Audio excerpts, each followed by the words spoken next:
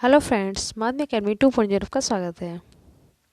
तो मैंने आपको प्रेजेंट डेफिनेट और पास्ट डेफिनेट के पूरा पार्ट बता दिया था और आज मैंने लिया आपके लिए प्रेजेंट कंटिन्यूअस टेंस और ये एक ही पार्ट में पूरा फिनिश हो जाएगा, इसका कोई भी पार्ट अलग से नहीं है।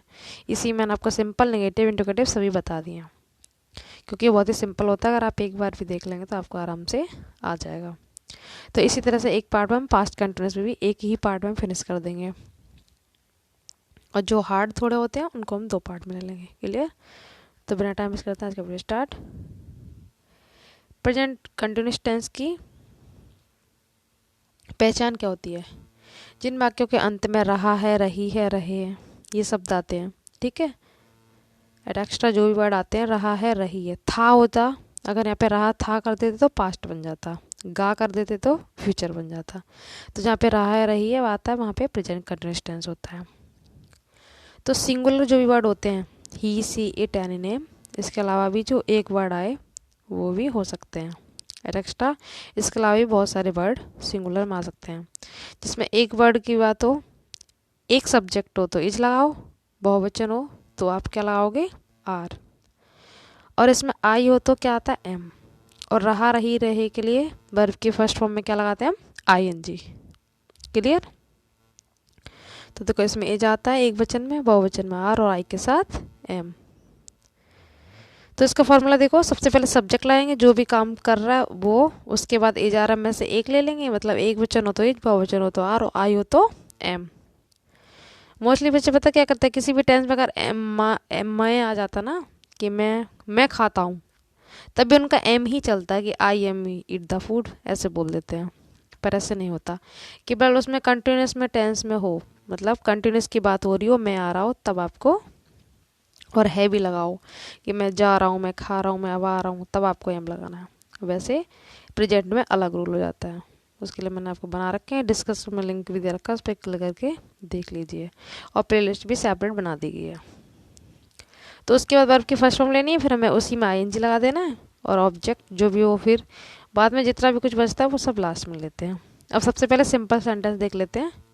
साधारण वाक्य कौन से होते हैं जिसमें नहीं ना आए या फिर क्या वगैरह कुछ ना हो, तो वो आपके सिंपल सेंटेंस कहलाते हैं।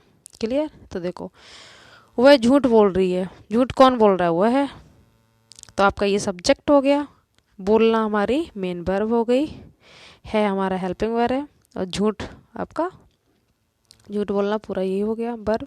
तो सबसे पहले सब्जेक्ट लिया हमने सी, अब सी क्या था हमारा? एक वचन, तो इसके साथ क्या था? इज। तो सी इज, और झूठ बोलने की पूरी क्या होती है? टेलिंग अ लाई, बोल रही, ये कंटिन्यूस है तो इसमें टेल में एनजी लगा दिया हमने, ये टेलिंग हो गया, फिर अ लाई ऑब्जेक्ट बन गया। क्लियर? मैं अब जा रहा हूँ, तो आई एम, अब एम लगा देंगे क्योंकि कंटिन्यूस में हो रहा है। जाना, जा रहा, तो इसी में एनजी लगा दो जाने में, आई एम गोइंग, और अब आपका लास्ट में जाएगा I am going now. Clear? Next है, माली बाग से फूल ला रहा है, तो माली एक ही तो है, ला रहे होता तो बहुत सारे हो जाते हैं, आप ऐसे ही पहचान लिया करो। तो द गार्डनर एक है तो इच लगा दिया हमने इसके अकॉर्डिंग, फॉर्मूला अकॉर्डिंग। लाने की ब्रिंग होती है, ब्रिंग तो हमारी स्पेलिंग है और आईएनजी वैसे ही लगाना हमें क्योंकि रहा लगा हुआ है, तो ब्रिंगिंग फ्लावर से। कोई चीज़ अलग होती है तो हम फ्रॉम लगाते हैं, फ्रॉम द गार्डन। ये बहुत सिंपल होते हैं, आई होप आपको अच्छे से आ गए होंगे। इस तरह से सिंपल कर लेते हैं। नेगेटिव में क्या होगा? Is not, are not, am not कर देंगे। नेगेटिव देख लेते हैं। देखो नेगेटिव में is not, are not, am not, मतलब एक वचन हो तो इज नॉट, बहुवचन हो तो आर नॉट, और आई हो तो एम नॉट, और इनमें नहीं होता वो आपके नेगेटिव टेंस कहलाते हैं। ठीक है, ये बात मैंने आपको पहले भी कई बार बता दी, आपको आती भी होगी। तो हम सब्जेक्ट ले लिया हमने वी, बहुवचन है तो आर नॉट, पीटने की बीट होती तो इसी में आईएनजी, देखो पीट रहे तो इसी में आईएनजी लगा देंगे, बीटिंग हिम। ये हमारी सहायक क्रिया होती है, एजआरएम जो भी है, और ये हमारी मेन होती है वर्ब। ठीक है। नेक्स्ट, शिकारी जंगल में हिरन का शिकार नहीं कर रहा है, तो सबसे पहले सब्जेक्ट ले लो, द हंटर,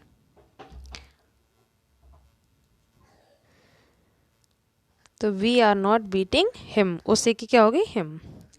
शिकार, ये तो हम पहले बता दिया, शिकारी जंगल में हिरन का शिकार नहीं कर रहा है। इसका देखो, शिकारी का हंटर होता है, शिकार करने का हंट होता है, तो एक ही तो शिकारी है, रहा मतलब एक है, तो द हंटर एक वचन तो इज ले लेंगे, नॉट नहीं के लिए आ गया, शिकार का हंटिंग काकी के लिए मैंने आपको बताया था ऑफ आता है, तो हमने ऑफ ले लिया। हंटिंग ऑफ डियर, हिरन को डियर कहते हैं, और ये वाला डियर कैसे कहते हैं, प्रिय, ठीक है, माय डियर फ्रेंड ऐसे लिखते हैं।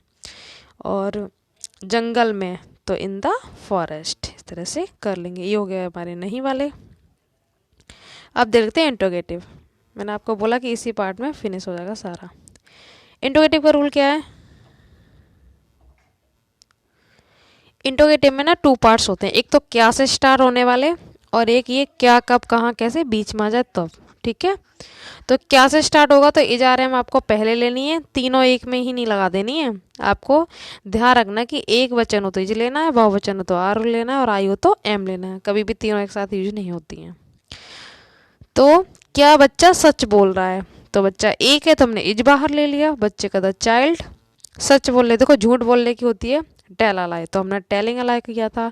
सच बोलना की बात है तो स्पीक ट्रूथ होता है, तो स्पीक में आईएनजी लगा देंगे क्योंकि बोल रहा, इसमें रहा लग रहा है ना, तो स्पीकिंग ट्रूथ। और आपको फर्स्ट वर्ड कैपिटल और क्वेश्चन मार्क का ध्यान रखना है, हिंदी इंग्लिश दोनों में चिन्ह लगेगा। नेक्स्ट देखो, क्या मैं उससे बात कर रहा हूँ, तो मैं आ गया तो आपको बिना सोचे समझे क्या लगा देना, एम। क्या पहले है तो एम बाहर आ जाएगा, am I talking to him. देखते हैं, तो ये हो गया हमारा am I talking to him. ये तो हो गया हमारे क्या से स्टार्ट होने वाले, इजारे में बाहर ले लेते हैं। अब अगर ये मिडिल में आए तब क्या करना है, तो आप कुछ नहीं करना है। इससे पहले मैं आपको बता चुकी हूँ प्रेजेंट पास्ट में कि रूल्स वही होते हैं, बस आपको हेल्पिंग वर्ब चेंज करनी होती है। वहाँ पे डू डज डिड चल रहा था, यहाँ पे इजारे में चल रहा है। तो क्या अगर बीच में आ गया, सबसे पहले क्या के लेंगे, वॉट। अगर क्या पहले आए तो कभी भी वॉट नहीं लेना है, तो पहले वॉट ले लिया, फिर आपको हेल्पिंग वर्ब यूज करनी है। यू के अकॉर्डिंग क्या आता है, आर, तो पहले आपको आर लगा देनी है, फिर यू। अच्छा, नॉट आप माइंड में आ रहा है कि नॉट कहाँ पे लगा इन वाले टेंसों में, तो नॉट आपको इसी सब्जेक्ट के बाद नॉट लेना है हमेशा। तो यू के बाद हम नॉट लगा देंगे, अगर नॉट हो यहाँ पे तो नॉट यहाँ पे आ जाएगा, ठीक है, NOT नॉट। तुम अब क्या कर रहे हो, तो what are you doing now, इस तरह से हो जाएगा ये। और नोट अगर आपको मिल जाए मैं, तो यू के बाद नोट, मतलब सब्जेक्ट के बाद नोट लेना, ठीक है। वह कौन सा गीत गा रही है, तो मैंने आपको बताया था कौन सा, कितना, कितनी और किसका।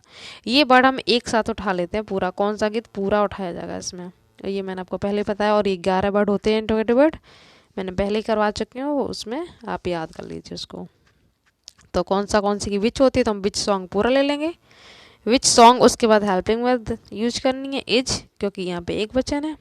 गा रही लड़की है तो सी ले लिया, बॉयज होता है यहाँ पे, बॉय के बाद तो ही ले लेते, ही कर लेते हमने, सी ले लिया। तो which song is she singing. इस तरह से आप बहुत सारे वर्ड कंटिन्यूस में बना सकते हैं, ठीक है। वह कौन सी गजल गा रही है, वह अब कहाँ जा रहा है, तुम कौन सा पाठ याद कर रहे हो, तो which lesson are you learning. ऐसे आप बहुत सारे वर्ड बना सकते हैं। एक दो देखो, मैंने आपका इंट्रोगेटिव वर्ड में नहीं वर्ड भी ले लिया है। इसके बाद आपके ये तीनों होमवर्क में है। एक मैंने आपको मिडिल वाला रखा है, एक क्या से स्टार्ट होने वाला, और एक आपका निगेटिव। अगर आपने अच्छे से देखा होगा तो आपको आ जाएगा। हम वहाँ क्यों नहीं जा रहे, तो सबसे पहले इंट्रोगेटिव वर्ड कैच करो कि क्यों आ गया, तो क्यों सबसे पहले ले लेंगे, वाई। अब हम है तो हम के साथ, वी के साथ क्या आता, आर, तो आर ले लेंगे, वाई आर वी नॉट। जाने की, गो, तो ING इसमें ही लगेंगे क्योंकि जा रहे, तो गोइंग। वहाँ की क्या होती है, देयर, और यहाँ की होती है हियर।